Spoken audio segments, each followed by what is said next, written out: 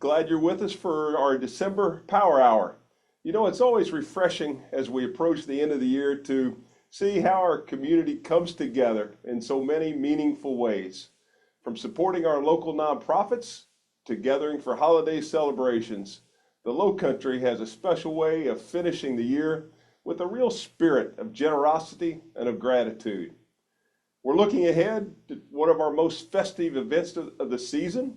Sparkles and Spirits is this Friday evening, and we're taking over the quarter deck in Sea Pines. We're looking forward to you being with us and together for an evening of great food, holiday cheer, and the ability to browse some items from our local merchants at our holiday silent auction.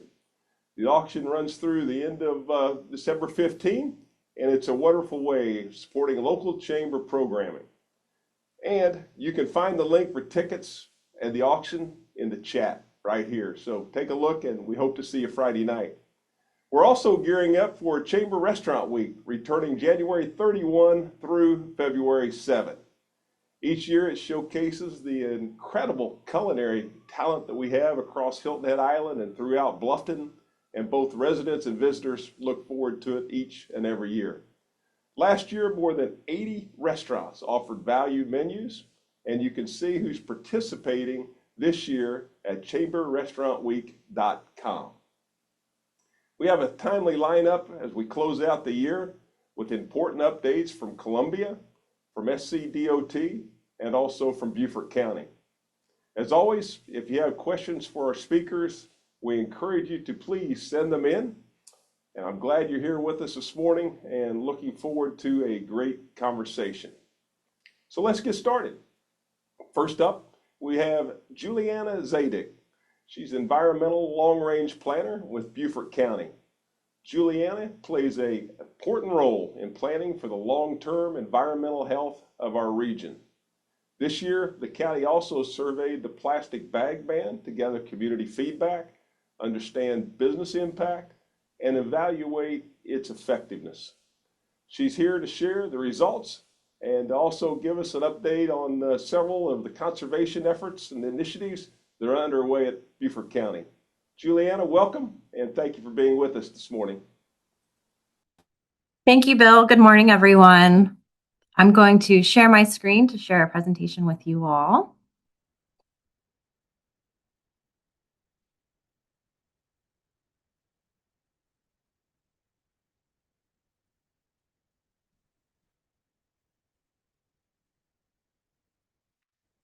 Okay, can everyone see? I'm going to assume so. If you can't, just interrupt me and let me know.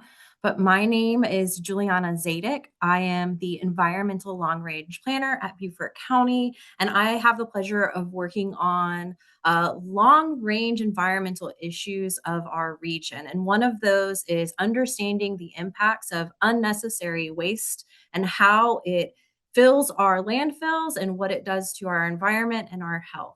So I am going to get started here. What I will do this morning is cover several reasons why Beaufort County is investigating ways to reduce unnecessary waste from our waste stream. I'll bring you all up to date on the actions we've taken thus far to investigate this process, and then give you insight on some survey results we received from a survey that was deployed earlier this year. So,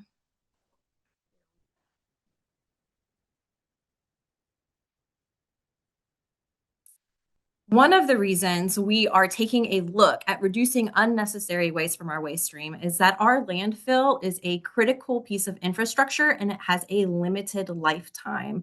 So in fiscal year 24, Beaufort County threw away over 150,000 tons of municipal solid waste, of which only 12% was recycled.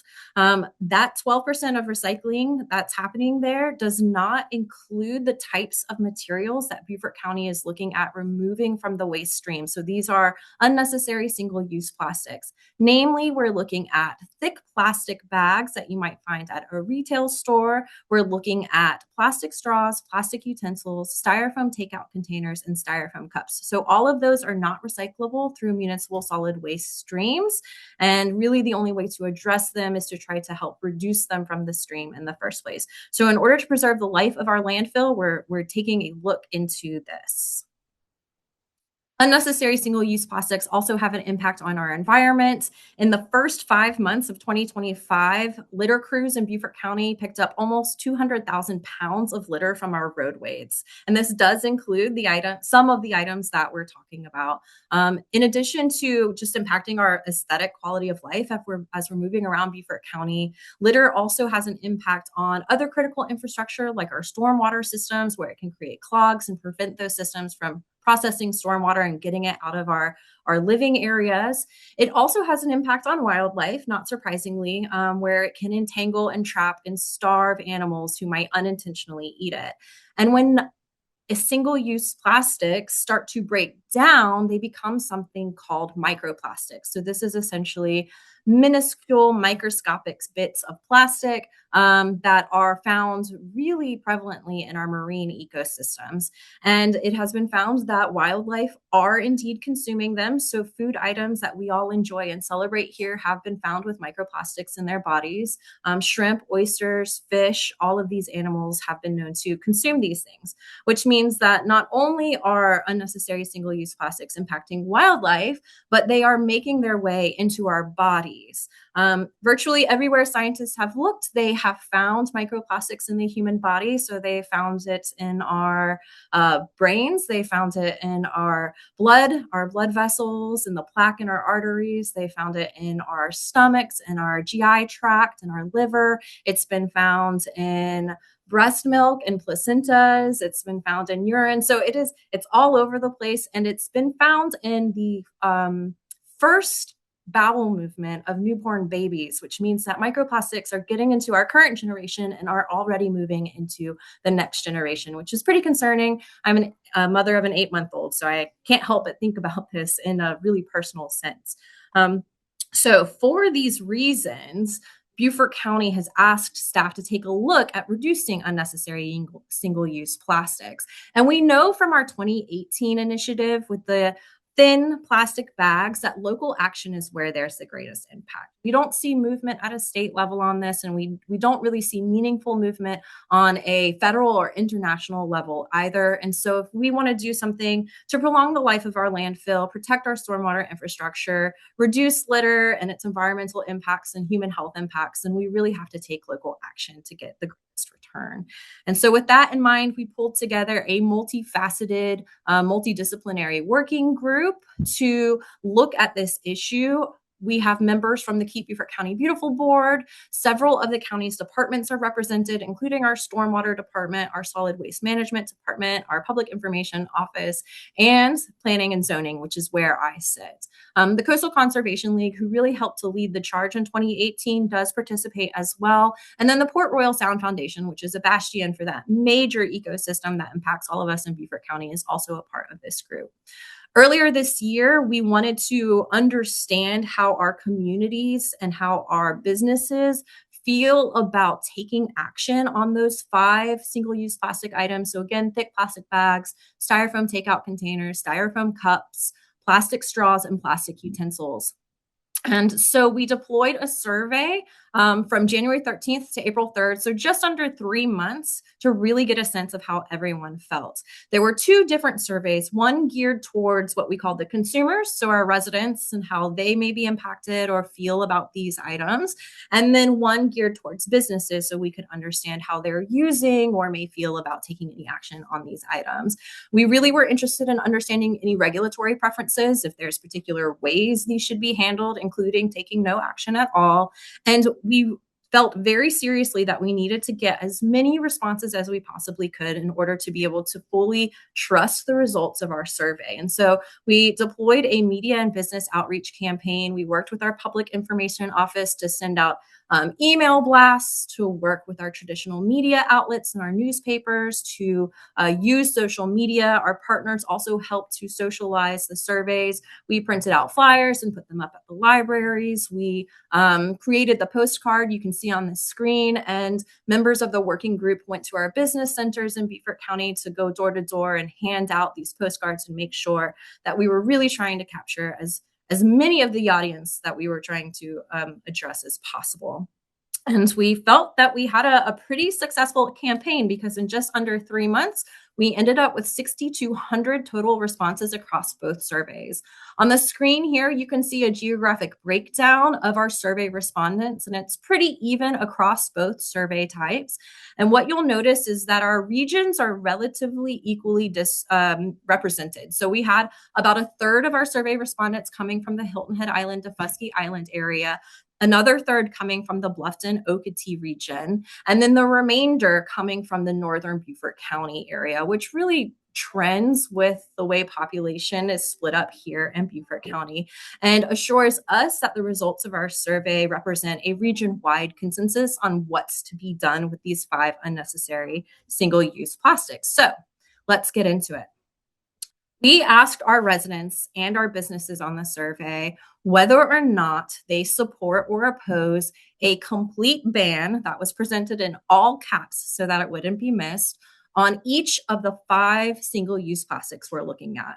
And so if you take a look at the screen here, you'll see that navy blue is representing the number of people opposed to a complete ban on each item, and the dark brown is those who are supportive of a complete ban on each item. And so we were really actually amazed to see how strongly our residents feel about taking action on these items. A large majority of our resident responses came in for a support of removing these items from our waste stream. We also asked our businesses the same question, and we're interested to see that in general, they pretty much line up with what our residents were telling us as well, with overwhelming support for taking action on each of these 5 items. I'll note that for both our residents, so I'm going back one slide, and for our businesses, we have the lowest levels of support for taking action and the highest levels of opposition for taking action for the plastic utensils and plastic straws. So this starts to tell us that maybe taking the same type of approach for every item isn't going to be the best way to do this. Unfortunately, we made sure to ask our survey respondents what types of regulation they think would be most effective. And so our residents and our businesses were asked whether or not they thought we should take no action by doing none of the regulatory options we presented on each item, whether or not we should use a buy request only campaign, which means that you only receive an item at the point of sale if you ask for it. So a really good example is straws. A lot of places do this already, where instead of getting a straw automatically in your cup, you would have to ask for one if you wanted one. Customer fee is exactly what it sounds like, and that would mean that there would be an added surcharge for receiving one of these items. And then the last option that was presented was a ban. So this is removing them from the waste stream altogether and replacing them with an alternative. And so if you look on the screen here, peach is none of these. Buy request only is in navy blue. Light blue is customer fee, and ban is the brown. You'll note that customer fee was the least popular option across the board, and that makes sense. None of us really want to have to pay anymore. I'm right there in that bucket. But what we saw overwhelmingly is that for plastic bags and the styrofoam items, our residents really prefer to see a regulatory ban in place on those items. But when it comes to our utensils and our straws, buy request only came out as the preferred regulatory action. And again, we did see a little bit of difference in levels of support and opposition for those items. So it makes sense that we're starting to see a different tack come out to the top for preferred regulatory action. I do want to note that even though it was an option, nowhere does taking no action come out on the top. So there was a strong preference for regulation across the board. And then with our businesses, we see really similar trends. So again, the thick plastic bags and the styrofoam items, taking a regulatory ban action on those came out as the most preferred action. And then for our plastic utensils, we have buy request only as the most preferred regulatory action. Interestingly, the businesses that responded were more interested in seeing a ban on straws than seeing buy request only. But we understand that we've got 2 different audiences, so buy request only is kind of what we're looking at doing for plastic straws. This isn't an unusual outcome. We've seen really similar types of action taken in communities to the north of us on the South Carolina coast, where the 5 items have been regulated in some form or fashion. So here you can see what's happening in the greater Charleston area with thick plastic bags, straws, disposable cutlery, and plastic foam. And by request only is being used, especially for disposable cutlery up north of us. We also heard lots of concerns about costs, and this is something that we take very seriously because, again, we're not trying to burden anyone with any changes that we might make. And so we took a look into the cost differences between traditional plastic items and eco tableware. And so you can see, as well as grocery bags. So you can see on the screen here, the difference column is there highlighted in blue right in the middle. And so you can see that it's really only pennies difference between a traditional item and an eco alternative. Now, on the very bottom of the screen where we're talking about styrofoam takeout containers, that's where we see some of the highest price differences if you are converting to a compostable option. The regulatory action that the county is thinking of would not require a compostable alternative. It would just require getting rid of styrofoam. So a plastic alternative, which is very cost competitive, could be used in its stead. We were also interested in understanding whether or not by request only is a successful thing to do, if it's a useful thing to do. And so this is a case study that we pulled from New Jersey in Red Bank, where they adopted a skip the stuff regulation, which required for takeout orders only that restaurants did not automatically give out plastic cutlery or condiment packets. And in the first year that they ran this, they found from surveying their complying businesses that there was a 94% reduction in the number of people leaving with those items, which means that the restaurant is saving costs on inventory because they're reduced by 94% the number of items they're giving away. But this team also took a look at how much that equated to saved waste from the waste stream. And so it was over 1.5 million pieces of single-use plastic was removed from the waste stream from just to-go orders only.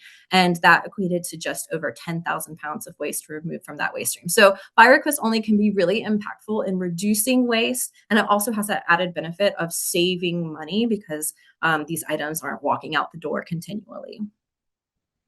So our survey results are really clear. Our businesses and residents wanted to see a complete elimination for our styrofoam items and our thick plastic bags, and prefer to see a buy request only campaign in place for those plastic straws and plastic utensils. I will note that the photo here on the screen is from 170, right around the Lemon Island area. And so these are a bunch of Walmart bags that must have fallen off of a supply truck, but just really helps to illustrate that they are a problem in our region. So our next steps, we've completed our survey analysis. We have brought back the final results to our council committee. And then we completed a roadshow is what we called it, going to all of our municipal partners from the 2018 plastic bag ordinance. So we were before all of the municipalities, councils that are wholly located here in Beaufort County, as well as our regional boards, to give them an update on what we found and what we plan on doing. Now our working group is going to work on developing amendment language, which we will bring back out to our municipal partners for feedback and approval. And we're hoping that they'll adopt alongside us because Beaufort County alone isn't going to have a very great impact. We really need those partners from our 2018 plastic bag ordinance. And we're also going to be working on creating an implementation plan, which I'm happy to talk about if anyone has any questions about that.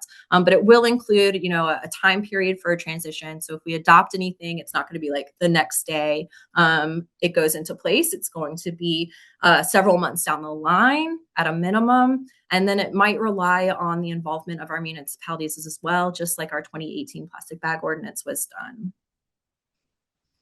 Here are the sources from my slideshow. I like to get in the weeds on things, and I recognize there are people out there like me who want to see primary sources. So if you're interested in looking at what I was looking at in order to pull this together with our working group, you can do that here. In the top right corner, there is a link to the final report of our survey, so you can see all of the questions that were asked in more details. And with that, I will open it to questions. I'm going to actually, I'm going to stop sharing so that I can see everybody. All right, Juliana, thank you very, very much. Very informative and very helpful. We have some questions that have been coming in. The first question is coming in from Ed, and Ed is asking if our landfill only has 6 more years for capacity, where does waste go then? Yeah, that's a great question and one that we wanted to get an answer to as well. So, if the landfill meets capacity, what would likely happen is that our waste would be exported to another landfill. So it would just travel further away to go to another place that has space. This would increase costs for us using that landfill because of the extra mileage of transporting our waste. The good news is, Ed, that our landfill owner, my understanding is that they applied for a permit to expand, and I believe that it's going to be approved. So we're getting 15 more years, but that doesn't take into account the growth that our region is seeing. So our landfill is sited in Jasper County. Beaufort County uses it, and so does Jasper County. And when the calculation is done to understand how long that capacity will last us, it doesn't take into account all of the growth coming to Jasper County. And it also doesn't take into account any types of major influxes of waste that come in the event we have a hurricane or something like that, because you do get a lot of extra waste when that happens. So those numbers are squishy, but we should have some extra time. And we'd really like to make that last as long as possible by reducing unnecessary waste. Thank you. Our next question is coming from Bob. Bob is asking, what is the best alternative to styrofoam? um, Yeah, so styrofoam is a problem because it lasts so long, like all of these plastics. The best alternative are going to be things that can be composted, and that might be compostable in a natural sense, something that can degrade by itself naturally and out there, or it can be something that needs to be industrial compostable. So you need an industrial system to really get enough heat to compost it. These items are typically made out of plant materials that have been really condensed and hardened. And the good news is that Beaufort County is rolling out a pilot industrial composting program. And so we should have the infrastructure to allow for those items to be viable alternatives for businesses who are interested in them. But again, at this time, the county is not looking at requiring compostable, although that's ideal. We're just looking at replacing styrofoam. So if there's recyclable plastics that can be used instead, that would also be a better alternative. Okay, our next question is coming from Linda, and Linda is asking, what kinds of businesses were surveyed? Thank you, Linda. So we canvassed any and every kind of business. We had a priority on businesses who use these types of materials because, of course, they're going to be the most impacted. So that would be our retail and grocery industry.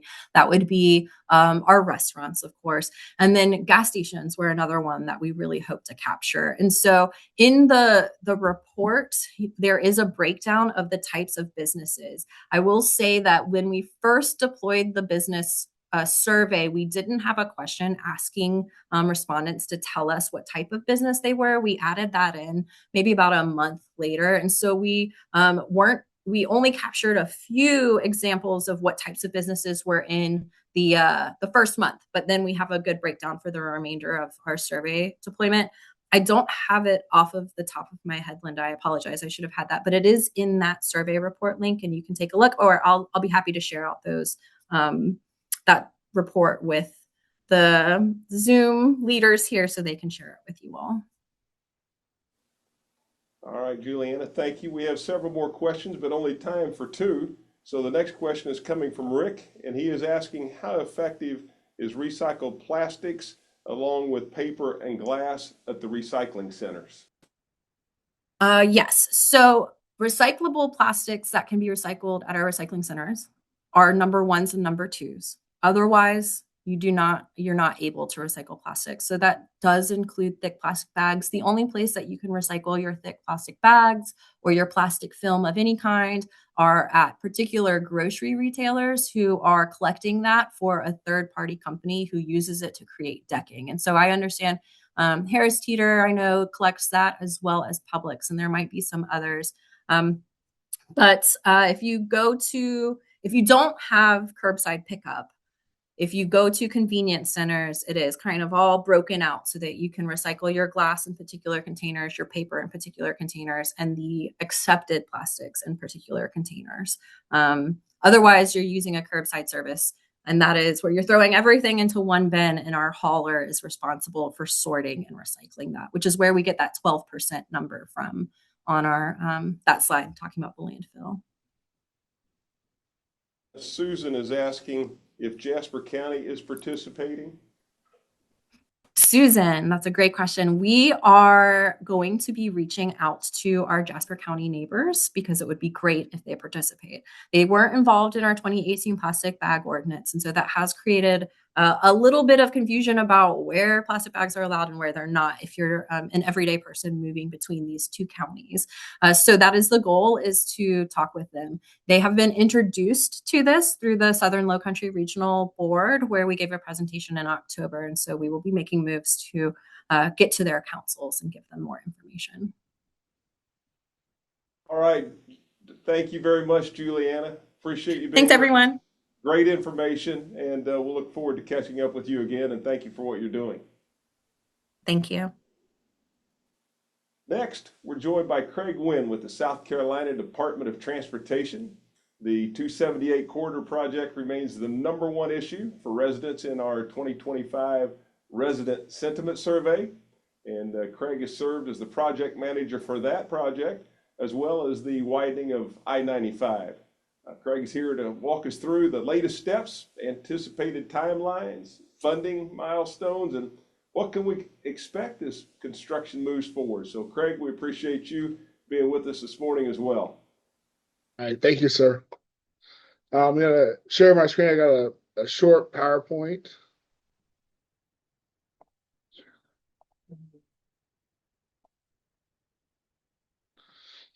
All right, so first off, I always like to do, just a little overview of SCDOT and kind of how we're positioning South Carolina for a bright future. So SCDOT has 4,500 employees. We have 41,000 miles of roadway, 8,400 bridges that are maintained in 7 districts. Just so kind of on those bridges, we've talked a lot about in the last few years is within the next 5 years, over a quarter of the bridges will be older than 60 years old. So kind of introduce our leadership team. Justin Powell is our Secretary of Transportation. He was appointed in April of 2024, and then his leadership team has Rob Perry as the Deputy Secretary for Engineering. He's responsible for over 4,000 of the SCDOT employees. Carl McCautry is our Deputy Secretary for Finance and Administration. Leo Qualabong is the Deputy Secretary for Planning. Jen Necker, who some of you may know from working in the Low Country, she's the Deputy Secretary for Intermodal Planning and Freight. Then Alan Heddo is the Chief of Staff, and Barbara Wessinger is our Chief Counsel. So right now we have $6.7 billion in construction projects across the state. That's up from $1 billion just 10 years ago. So $5.1 billion of that is from the 2017 road bill. And then we've received $900 million in one-time General Assembly funds. So back in 2017, we developed a 10-year plan just to attack 4 major areas in the state and where we saw the major issues at. And that was part of the 2017 roads bill and kind of what helped get it passed. So rural road safety, so that's 20% of basically that accounts for 30% of the roadway fatalities on only 5% of the roads. So the initial goal was 1,000 miles. Now we've set a goal of 1,300 miles by 2027. We have seen a 20% reduction in fatal and serious injury crashes on those roads that have been completed.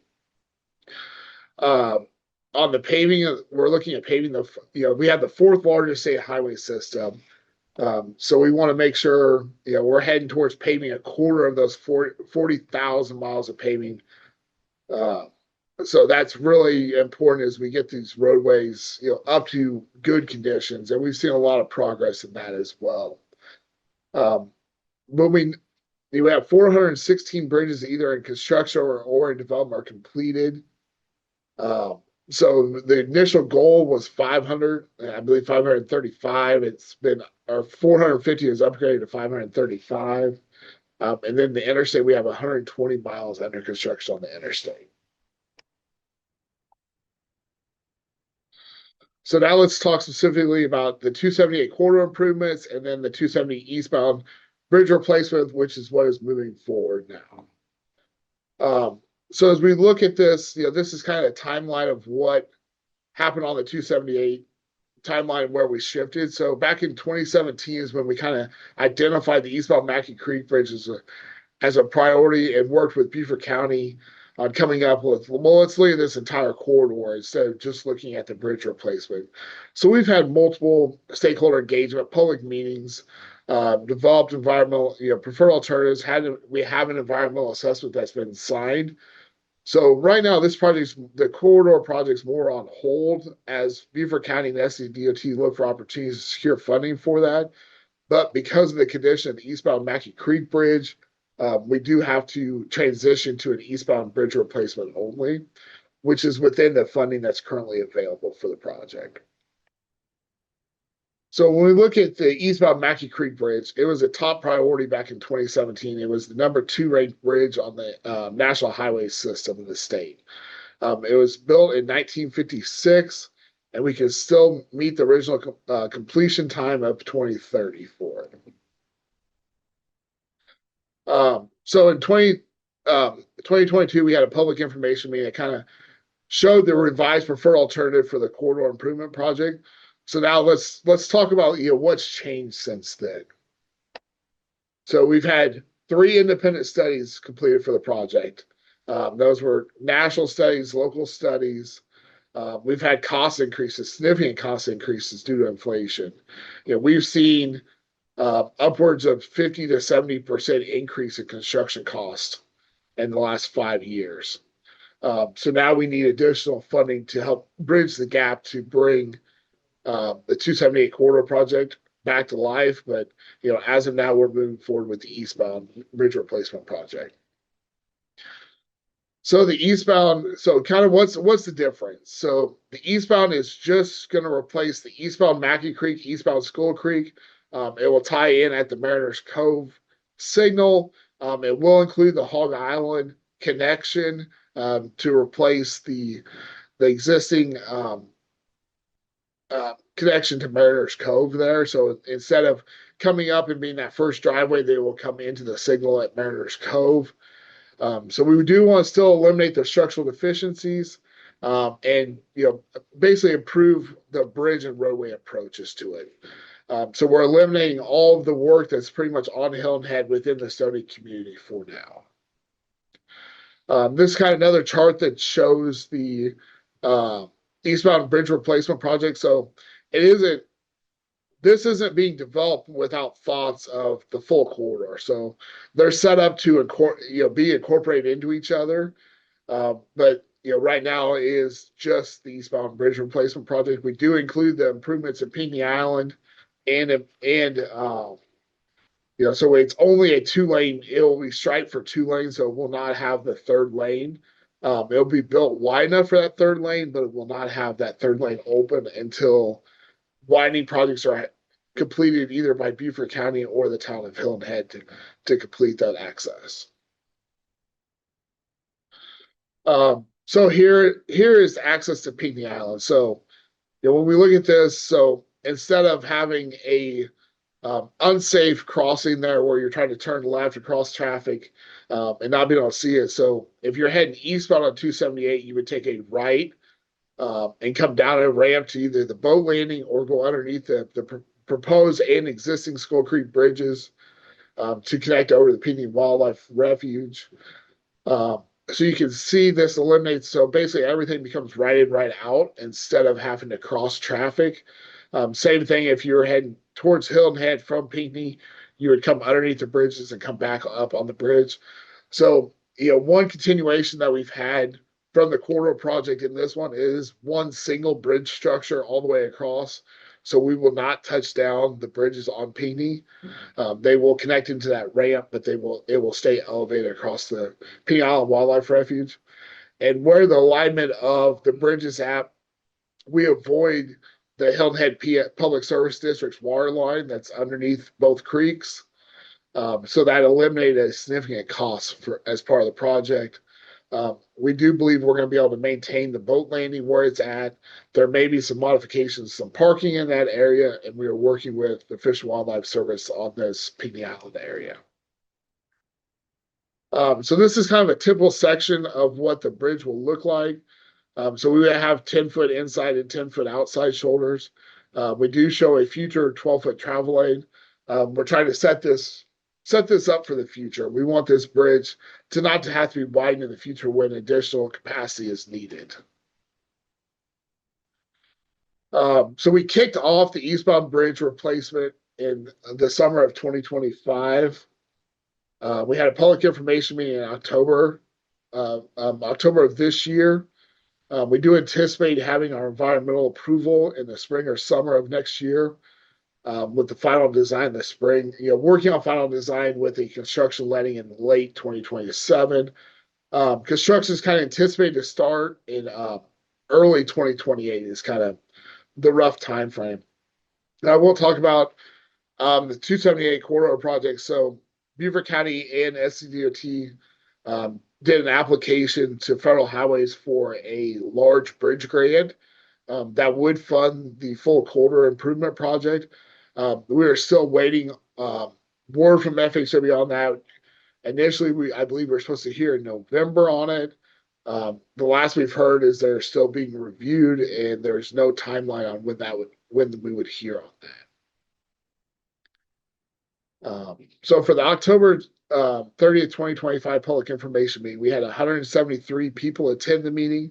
We received 149 comments, some of those in person, web comments, emailed comments. The public information website, we had 1,450 views of that. I believe people averaged roughly 4 or 5 minutes online with that. The big thing with that was just showing the transition, helping people walk through what the differences were between the two of them. We are working on responding to all the comments now, with anticipating those going out before the end of the year. We're just coordinating with Beaufort County and SCDOT management and making sure that we're all on the same page on the path forward. And to stay connected, we have created a new website for the eastbound bridge replacement project. So we do always have the corridor project still out there. We have upgraded the frequently asked questions on there. They kind of show, and the two websites are linked to each other. So if the corridor project were to come back to life, we would be able to move forward. Probably not on the exact same timeline, but we still do have roughly between 30 and 60% plans for the full corridor. So we can transition there, but it will take a little more time if we went back to the corridor, depending on when the funding becomes available. And I want to always say, to stay in touch with SCDOT, we do put out a monthly connector. That's just our monthly newsletter that shows, what progress is being made, what news is going on with SCDOT, where are we seeing the future go in the state with transportation. And I don't have any slides for I-95, but I can talk about it briefly. So we do have construction underway for mile marker 0 to 8. The contractor is actively working on that. The completion date for it is June of 2030. So there is a significant number of bridges in Savannah. Replacement of the Savannah River Bridge is really the critical path. The contractor is working on getting set up for that. There's going to be a lot of construction going on through there, but at 278 and or exit 8, they will maintain 4 lanes of traffic at all times there, except for there will be some future ramp closures. There may be future, I guess not so much ramp closures, but between the two ramps, there may be some times that that is closed as we transition into the DDI.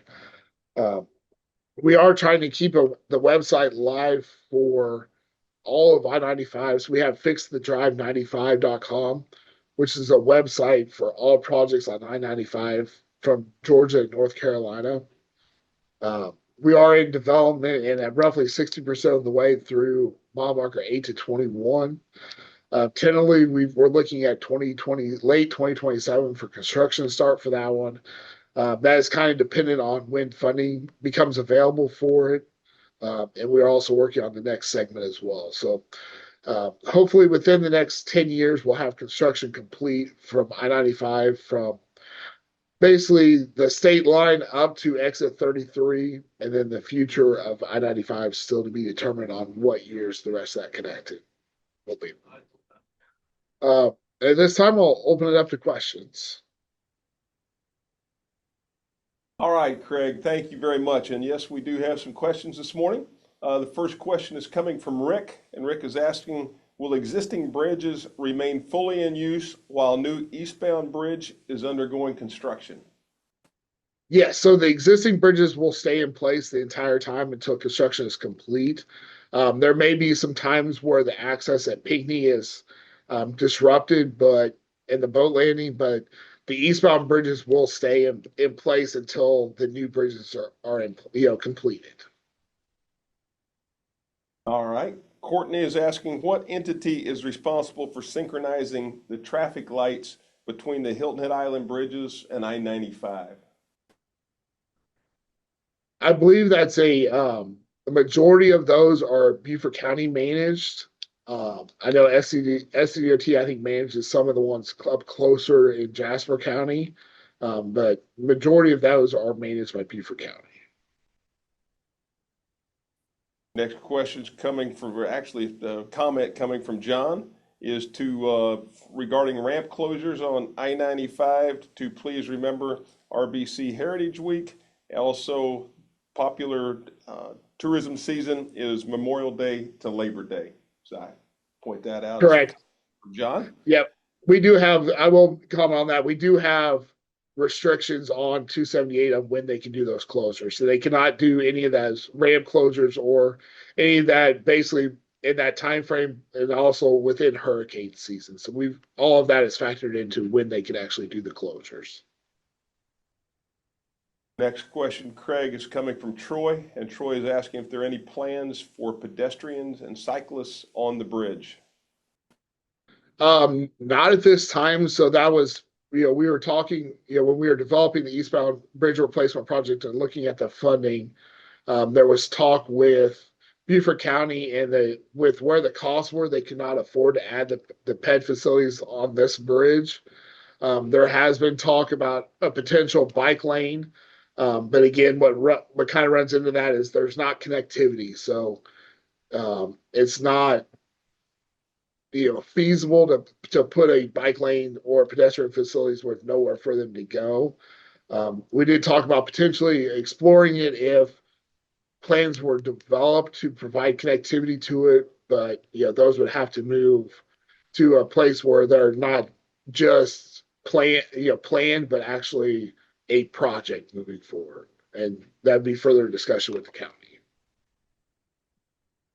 All right, a similar question coming from Stephen. He's asking, why can't we keep one of the older bridges for bike and pedestrian traffic rather than completely removing it? So because of the maintenance costs for those, they would have to be taken over by a local entity to maintain those bridges.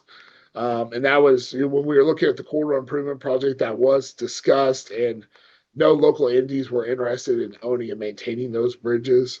I think I think it was estimated over like a 20-year time span of roughly 50 to 100 million to maintain those bridges.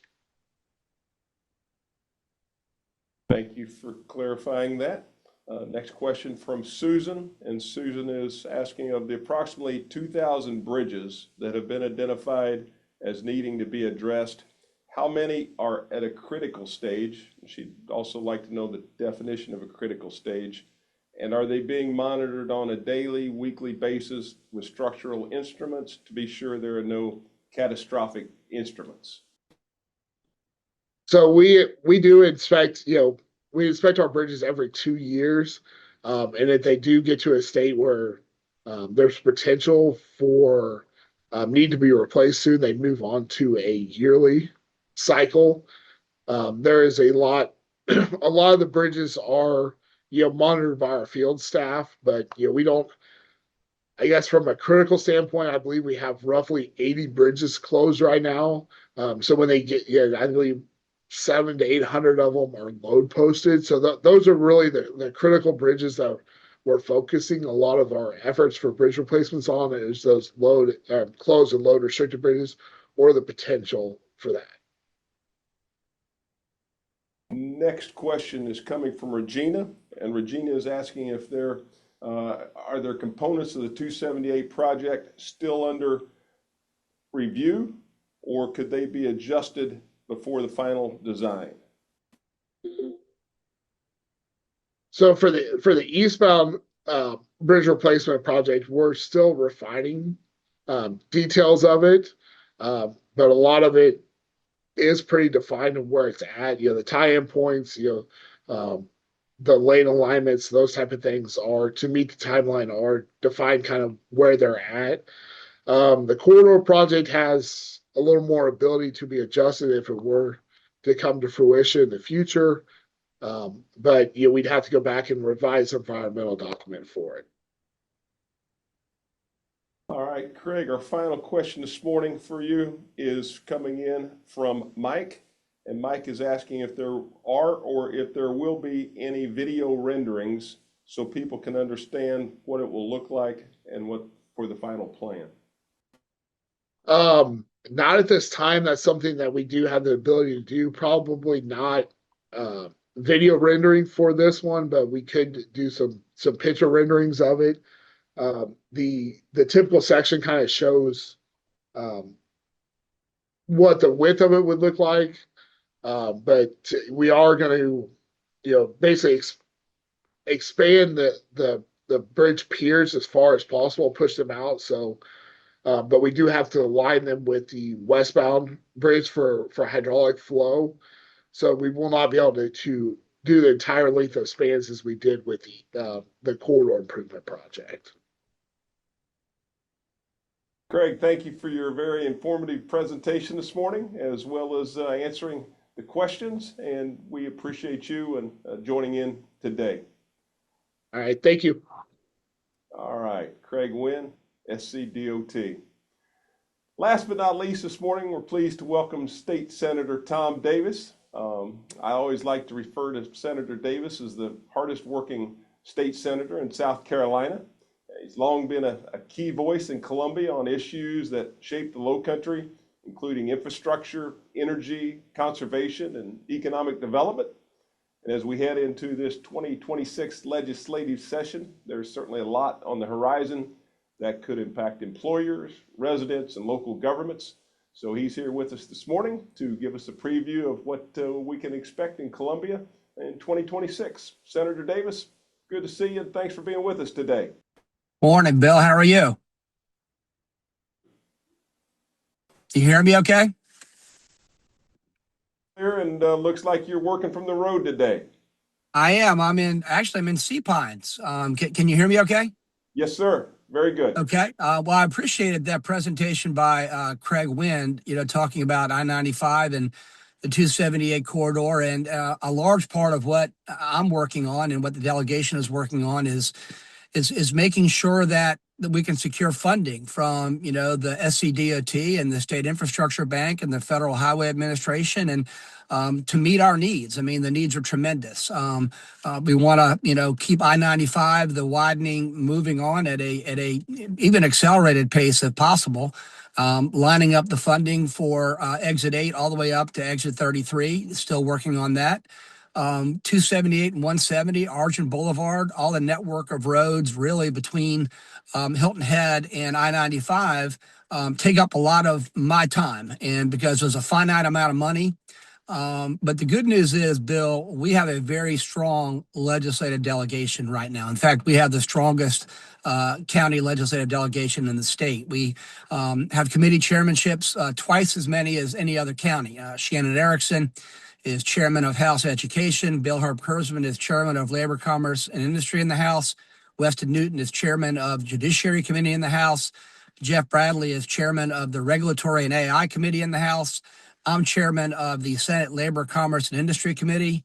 Chip Campson is chairman of the Senate Fish, Game, and Forestry Committee. I mean, it is our time right now up in Columbia. I mean, Greenville, Spartanburg had its day. The greater Charleston area in the last 10 years has really, been getting a lot of attention. But the next 10 years, Bill, I can safely say Beaufort Jasper is going to get the attention that is long overdue. So let me start by saying that. Secondly, in regard to policies for 2026, I think energy will continue to be at the forefront, making sure that there's enough power supplied to our grid to meet the demands of current residences and businesses, but also to make sure that we've got adequate power to address the needs of companies that we want to recruit and bring to South Carolina. And so I was speaking at a conference yesterday in Columbia, a nuclear summit, talking about some very exciting developments in regard to VC Summer 2 and 3, the two nuclear reactors north of Columbia that we spent $9 billion on, but that the projects were abandoned back in July of 2017 when Santee Cooper and SCE&G said they couldn't finish the projects.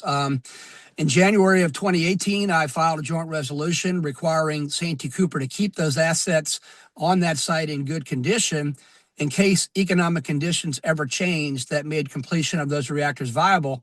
And what we've seen in the last couple of years is a change in those economic conditions. You've got tremendous demand side increase in power. These hyperscalers like Google and Meta and Microsoft, they need power for their data centers, for the AI technologies that are being incorporated throughout the industry sectors in South Carolina. And so what you're seeing now, Bill, is that these hyperscalers, these large high-tech companies, are willing to use their own balance sheet, use their own cash, their own creditworthiness to build their own generation. And so knowing that, I drafted and had a joint resolution passed last year or last session that had Santee Cooper issue RFPs to the private sector to see whether or not there was interest to purchase those unfinished assets at VC Summer 2 and 3 and to complete them with private capital to bring that 2,200 megawatts of power onto the grid. And that RFP process has concluded, and a contract is being negotiated between Santee Cooper as the owner of those assets and Brookfield, which is an investment firm based out in New York with about $1 trillion of assets under management. And it's a tremendous deal for South Carolina. I mean, Brookfield has agreed to pay $2.7 billion for the unfinished assets that are on the ground. That $2.7 billion will go immediately to reduce utility debt and to reduce utility rates across the board. Brookfield has agreed to complete those two reactors, about $20 billion worth of investment at its cost with its money and its borrowing capacity. And at the end of the day, when those reactors are completed, 25% will still be owned by Santee Cooper, and Santee Cooper will have the right to bring power off at a very reasonable cost and pass those savings on to its customers. So that's extremely exciting. The fact that we've got the demand side, the private sector need for power, completing those particular assets, because heretofore we had thought that they were just simply wasted assets, $9 billion that we're never going to get a return on. That has been completely turned around. So energy continues to be at the top of the list. In addition to that, nuclear power will put on the grid. There's going to be another 2,000 megawatts of power in a combined cycle gas plant that's being built just outside of Walterboro in a joint venture between Santee Cooper and Dominion. So we're doing what we can on the supply side, Bill, to make sure that the power is there to keep residents, ability to, turn the light switches on, but also to have the capacity that's required for the next generation of industry and jobs coming into the state. So that's extraordinarily important. The other thing that I've been working on is healthcare, improving access to healthcare. And again, focusing on the supply side, making sure that all medical professionals have the ability to practice to their full degree of competency. Well, I'm talking about nurse practitioners, physician's assistants, certified medical assistants, making sure that they have the ability to provide healthcare services commensurate with their training. That is something that we've worked on for the past several years, making tremendous progress in that regard, but still a lot to be done. Also bringing into our area healthcare capital. I mean, Novant, MUSC, Beaufort Memorial. You see a lot of healthcare infrastructure coming into Beaufort and Jasper County. That's not by accident. I mean, we've been doing a lot of hard work to make the ground conditions right and to make the laws right so that these healthcare companies can invest in Southern Beaufort and Jasper County. So I'm really excited about that. And then lastly, land conservation efforts continue to be a priority. I mean, again, we have so many tracts of land that have been permitted for development that if they all came to fruition, we double the number of rooftops in Southern Beaufort and Southern Jasper County, which would absolutely destroy our quality of life. It would overrun our roads and bridges. It would choke everything. And so we have been busily funding the Green Space program. We raised $100 million through that Green Space penny, and we're purchasing up tracts of land and retiring them from development in perpetuity, because that is essential if we want to maintain our quality of life and to prevent our roads from being overrun. So energy, healthcare, land conservation, those are at the top of the list for me in 2026. And I'm happy to answer any questions that your listeners may have. Senator, thank you very, very much. First question is coming from David, and David is asking, going into the 2026 legislative session, what gives you the largest amount of heartburn? I don't like the fact that we focus so much on social issues up in Columbia. I mean, I'm sure that we'll take up again another abortion bill, trying to make abortion, further restrictions on that. I'm not saying that it is not an important issue, but there's a finite amount of time that we have up in Columbia, and we got many issues facing us: infrastructure, healthcare, energy, schools, things of that nature. And the time that we spend on debating social issues like abortion eats into the time that we have to address those other matters. So I would like to see less attention paid, quite frankly, to that particular issue and to those social issues, and focus more on the bread and butter issues that I just outlined in terms of energy, roads and bridges, education, land conservation. That's my biggest concern. All right, thank you.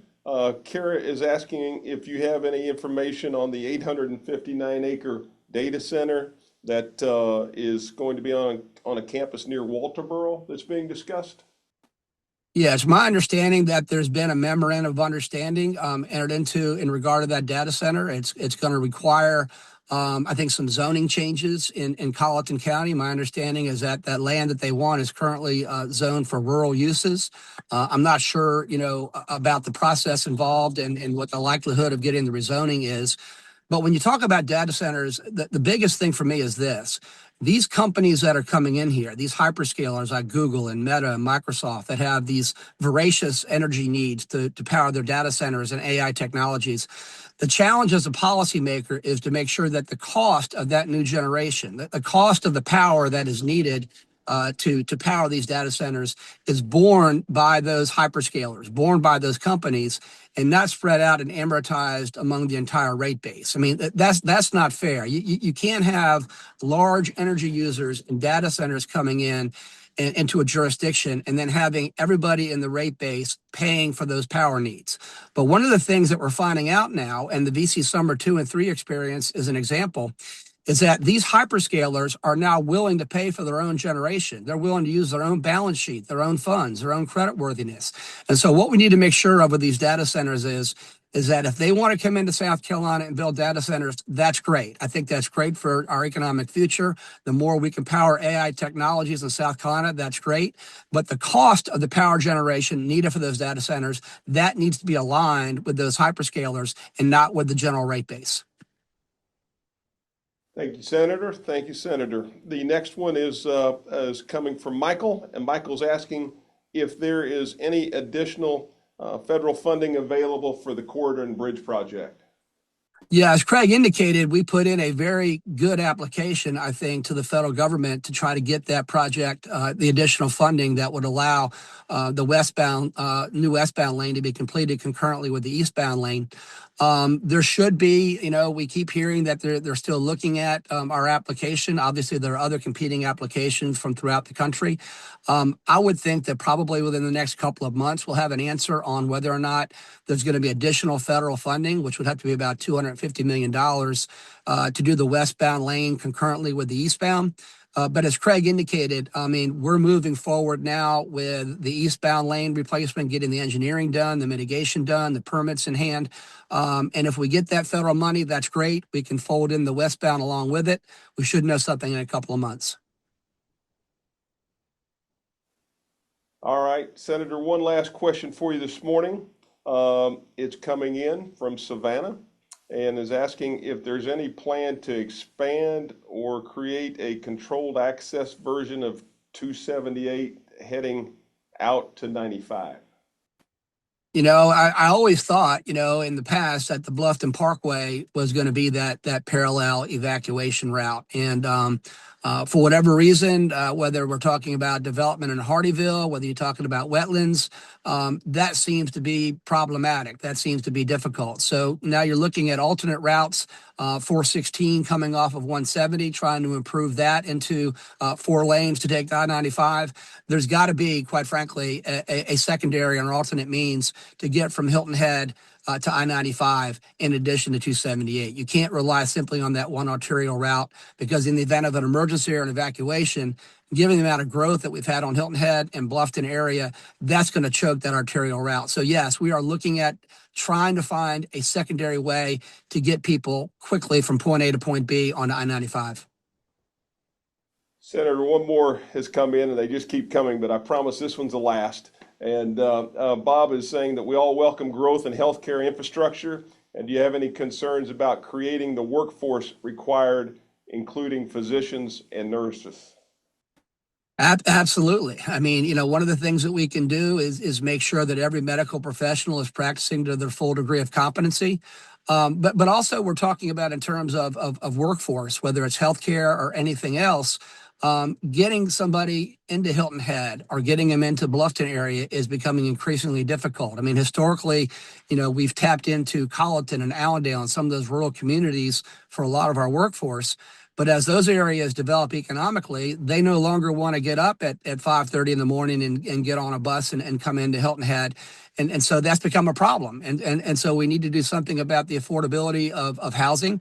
But there's also something else we're working on right now is improving waterborne commerce or transportation in our area. And the Southern Carolina Alliance just commissioned a study with Stantec to look at a comprehensive waterborne ferry system, what it would look like from Charleston extending southward down to Savannah and coming up with a network to getting people to their places of employment via boat. And so I look forward to that study being completed and looking at what the infrastructure needs might be. And there's also a possibility of a boat manufacturer, Candela, which manufactures electric hydrofoil passenger ferries in Stockholm. I recently went to Stockholm to tour those manufacturing facilities. They're interested. They want to come to the United States. It's been narrowed down to South Carolina and Florida. They're going to make a decision next week on where to locate. If they come to South Carolina, it'll be in southern Jasper County. I really hope that Candela comes here because not only is that great for creating jobs, but those ferries, those electric hydrofoil ferries, 30 passenger ferries, could be the backbone of a way of getting workforce from point A to point B more efficiently and addressing some of those workforce shortages. It's exciting news, Tom. And several of our listeners have written in this morning saying to please thank Tom for his service, for his leadership, for great info today. So I'm passing that along, and certainly on behalf of the chamber, Tom, we salute and thank you for what you do for South Carolina each and every day. And thanks for everything you do too, Bill. I appreciate being with you. All right, Merry Christmas. That was Senator Tom Davis, and he's always working, always on the move, but we appreciate him taking time from his car this morning.